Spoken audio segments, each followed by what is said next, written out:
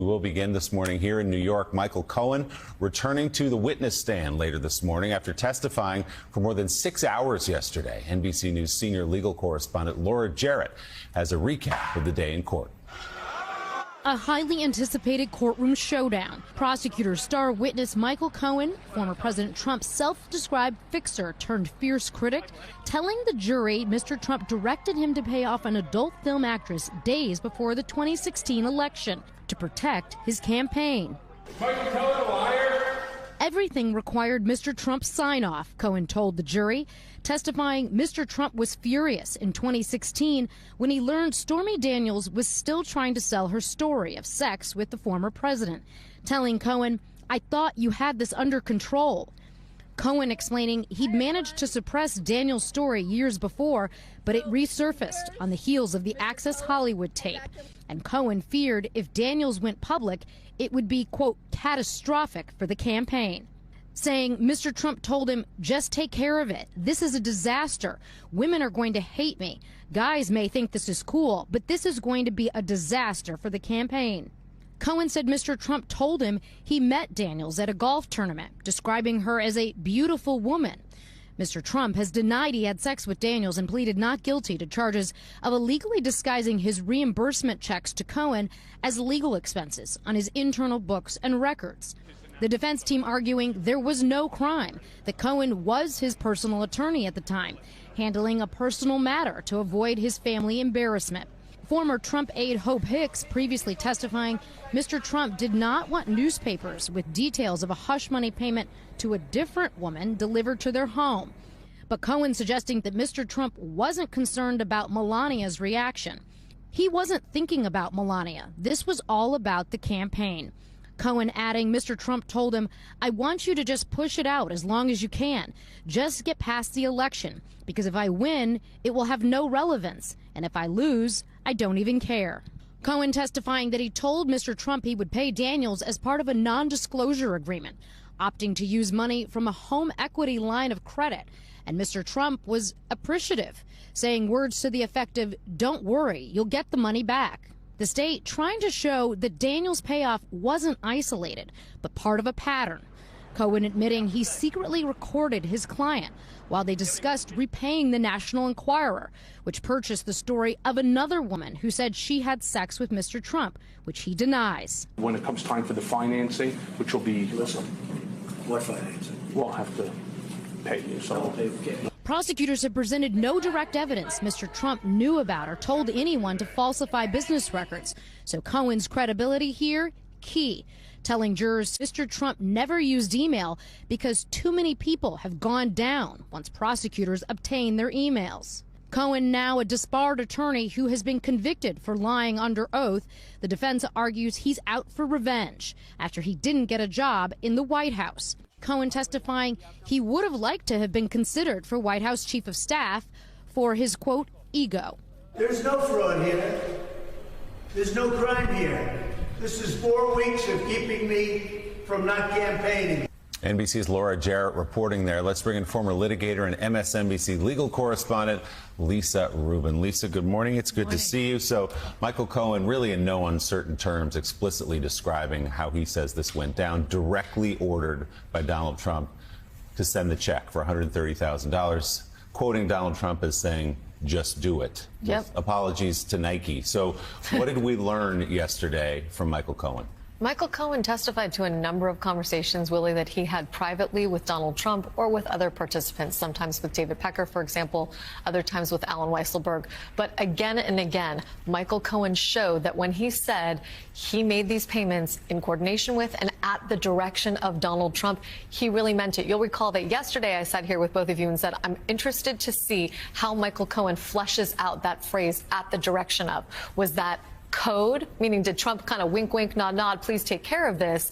Or was he explicit in asking Michael Cohen to make sure that Stormy Daniels got paid, and then also equally explicit in how they were going to account for that through paperwork?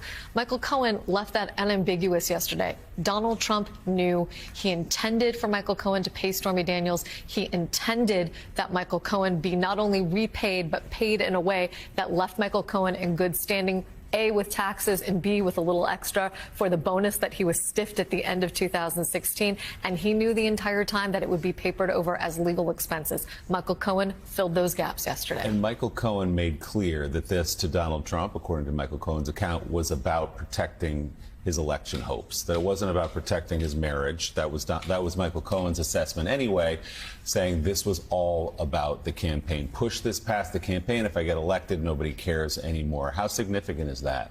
Very significant, because you'll recall the defense wants to say this was about the family. The principal objective here, even if Donald Trump knew about it, principal objective was not for the campaign. There was no conspiracy here to promote Donald Trump's election through unlawful means. Michael Cohen sort of dismantling that. He said at one point he asked Trump, how's this going to go upstairs, meaning when a story broke about Karen McDougal, and Trump said back to him, don't worry about that. How long you think I'd be on the market for? Not long. So, Trump basically also saying to Cohen, even if my wife is that upset by that, don't worry about that. I'll be taken care of. I'll find another woman other than Melania. That's not a person who's principally concerned with the impact on their family. So, Lisa, so much has been made of Michael Cohen's credibility issues, and rightly so. I mean, he lied to Congress. He spent time in prison. Just give us your assessment as to how did he do yesterday in terms of demeanor. There have been some worry also that he might lose his temper at some point, as he's been known to do. Both his demeanor and was he believable? Did he do what the prosecution wanted? I think he did, and he was. The best thing I can say about Michael Cohen yesterday is he was humble. He took responsibility for things that he hasn't taken responsibility for in the past, and he did so without being grudging about it. Basically said, for example, he was repaid $50,000, John. When he was repaid for the Stormy Daniels payment, he also got a $50,000 payment for a vendor that Trump had stiffed.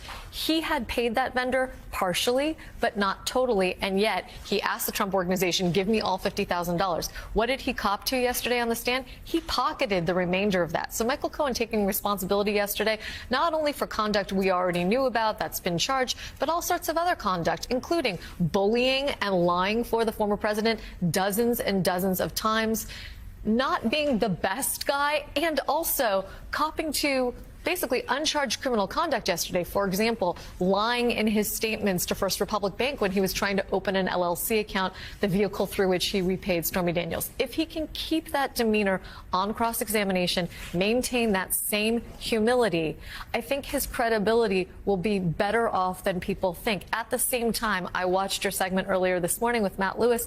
We should not delude ourselves. Michael Cohen is not a hero. He is a person who has been complicit in some really bad things in the past. That doesn't mean he's not telling the truth now, but it also doesn't mean that he's an American patriot and hero. And that, Caddy K, is the foundation of the defense, which we may start to hear later today. We'll have some more direct examination at the beginning of the day, and perhaps cross begins later today. But the foundation of the defense argument is this is not a credible witness, so discount everything you're hearing from him.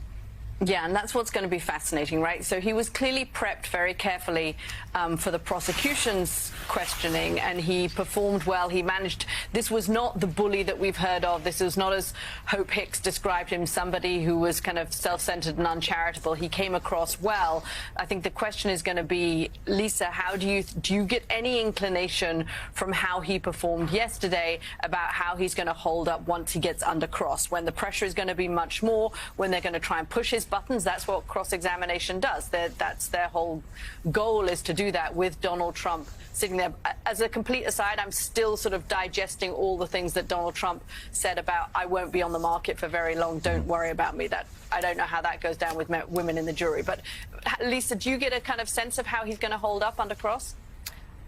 Caddy, it's always impossible to say how much a witness gets rattled. And of course, I watched Michael Cohen's cross-examination in the civil fraud trial, where he was incredibly rattled by Alina Habba, particularly where it came to accusations that he has perjured himself in the past. Michael Cohen has maintained, for example, that while he lied to Congress, he was not formally charged with perjury. He also maintains that he made those lies for Donald Trump's behest. If Michael Cohen doesn't insist on semantics today and continues to accept responsibility and even says things like, for example, my ego was hurt when I wasn't considered for chief of staff, but I knew I wasn't qualified for the job. If that's the Michael Cohen who shows up on cross, I think the prosecutors will be in better standing than people think. But again, We all know the Michael Cohen we've seen in the past who showed up on this network time and time again, and many others, the Michael Cohen of his podcast and his books. If that's the guy who appears at cross-examination, that's going to be a different story for the prosecution. So let's see how Michael Cohen performs today. I will say yesterday was the most humble I've ever seen Michael Cohen, and I was pleasantly surprised to see him accept so much responsibility and even take it all on the chin, say that he loved the job that eventually turned out to be a massive disappointment to him, and that's an understatement. One interesting note among many yesterday in Cohen's testimony is that he ascribed the infamous line "locker room talk" about the Access Hollywood tape to Melania Trump. Said that line was her idea. MSNBC legal correspondent Lisa Rubin, we will see you tomorrow morning. Thanks so much.